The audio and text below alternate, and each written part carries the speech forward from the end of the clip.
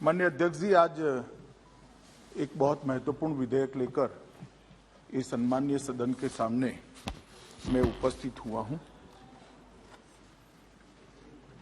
दिल्ली नगर निगम पूरे राजधानी क्षेत्र का 95% हिस्से का सिविक सेवाओं का जिम्मेदारी उठाता है। लगभग 1,20,000 कर्मचारी तीनों निगमों के इकट्ठा होकर इसके तहत काम करते हैं। राजधानी क्षेत्र के होने के कारण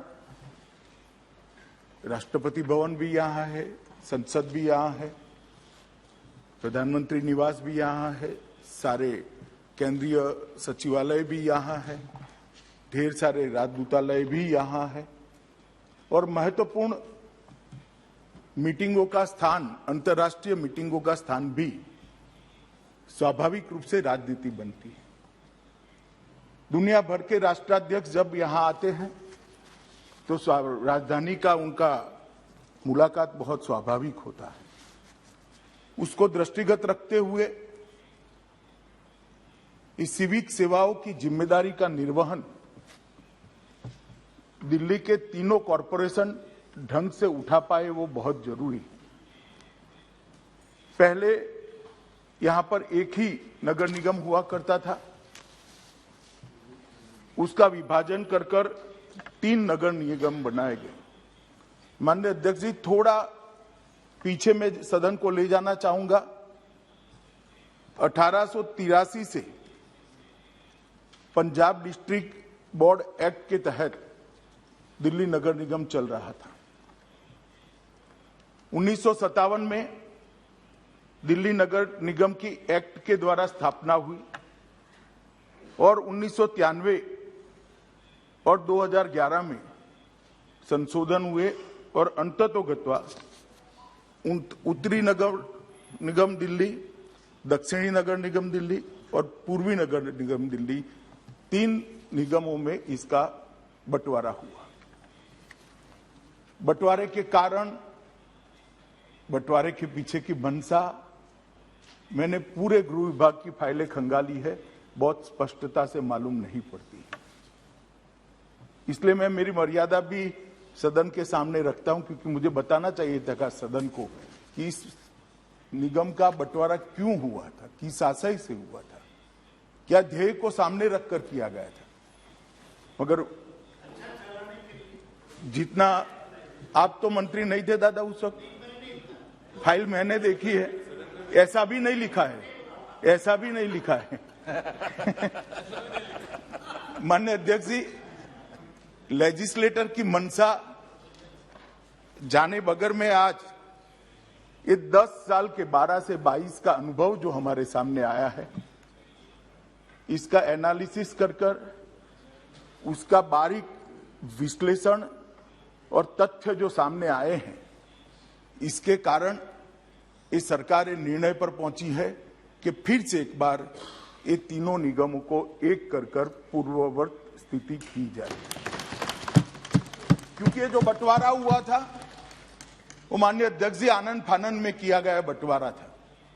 मैं नहीं कहता, क्योंकि ऐसा भी मेरे पास प्रमाण नहीं है, कोई राजनीतिक उद्देश्य रहे होंगे, परंतु कोई उद्देश्य जब नजर में नहीं आता है तो विचार जरूर होता है कि राजनीतिक उद्देश्य से इसे किया गया होगा। मगर आज जब ये तीनों निगमों को एक करने की मंशा लेकर सरकार इस महान सदन के सामने आई है, तब मैं निश्चित बताना चाहता हूं कि हम क्यों आए हैं। एक अभी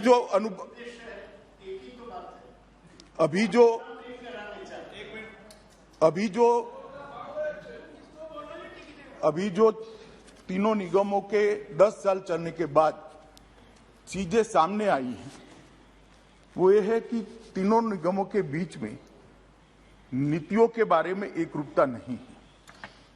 एक ही शहर के 3 हिस्सों में अलग अलग नीतियों से निगम चलते हैं, क्योंकि नीतियों की चलाने की, निर्धारित करने की शक्ति हर एक निगम में निहित है।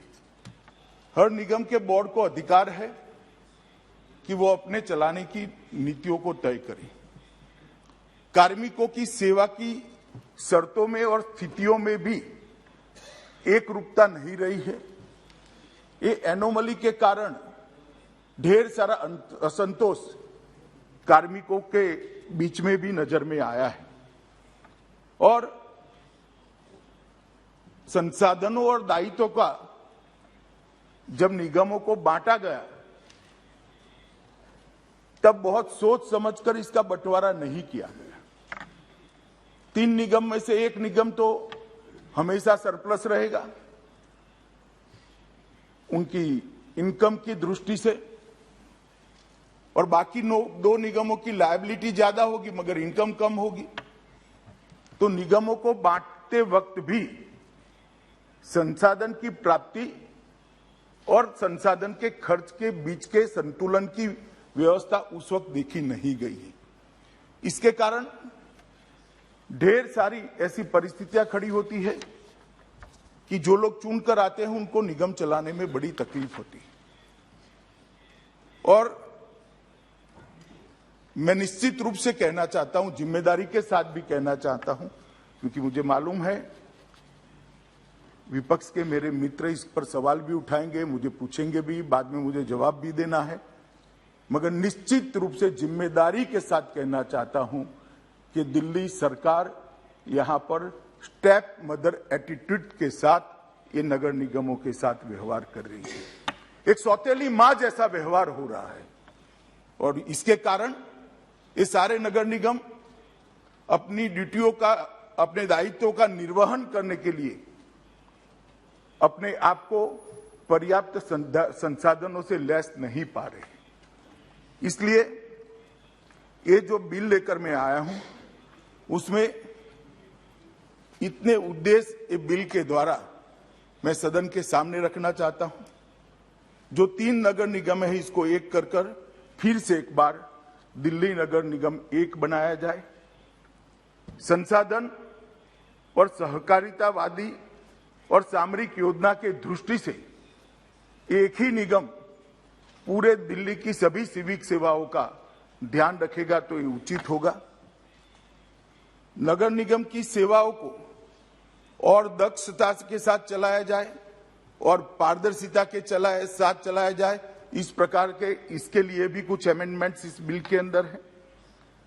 दिल्ली के पार्षदों की संख्या को भी 272 से कम कर ज्यादा से ज्यादा 250 तक सीमित करने का भी इसमें प्रस्ताव है और नागरिक सेवाओं को कहीं भी और कभी भी, मैं फिर से रिपीट करना चाहूंगा, कहीं भी और कभी भी इस सिद्धांत के आधार पर व्यवस्थित किया जाए।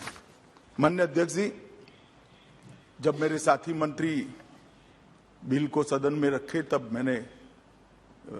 मेरे विपक्ष के मित्रों ने कुछ आपत्तियां उठाई थी। कुछ तो संवैधानिक आपत्तियां थी, कुछ राजनीतिक उद्देश्यों के लिए उनकी टिप्पणियां थी। उसको मैंने बारीकी से पढ़ा है। फिर भी अगर आज वो ज्यादा स्पष्टता चाहते हैं तो मैं करने के लिए तैयार हूं, मगर मेरा आप सभी सदन के सदस्यों से अनुरोध है कि बिल को दलगत राजनीति से ऊपर उठकर देश की राजधानी की व्यवस्था का मामला समझकर बहुत गंभीरता के साथ हमने सोचना चाहिए। और ये बिल पारित होने के बाद मुझे पूरा भरोसा है कि अभी जो स्थिति है इसमें काफी सुधार आएगा।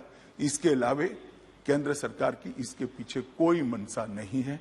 अतः मैं चर्चा में आप सभी के विचार सुनने के लिए यहाँ बैठा हूँ और आपसे भी अनुरोध करता हूँ अध्यक्ष जी कि चर्चा मेरिट्स पर हो, इसके लिए आप भी हम सबका मार्गदर्शन करेंगे।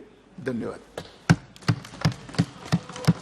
तिवारी जी, दादा आपको बोलने का पर्याप्त मौका दूंगा मैं, आपका दल नहीं देगा तो भी मौका दूंगा। बहुत बहुत धन्यवाद अध्यक्ष जी।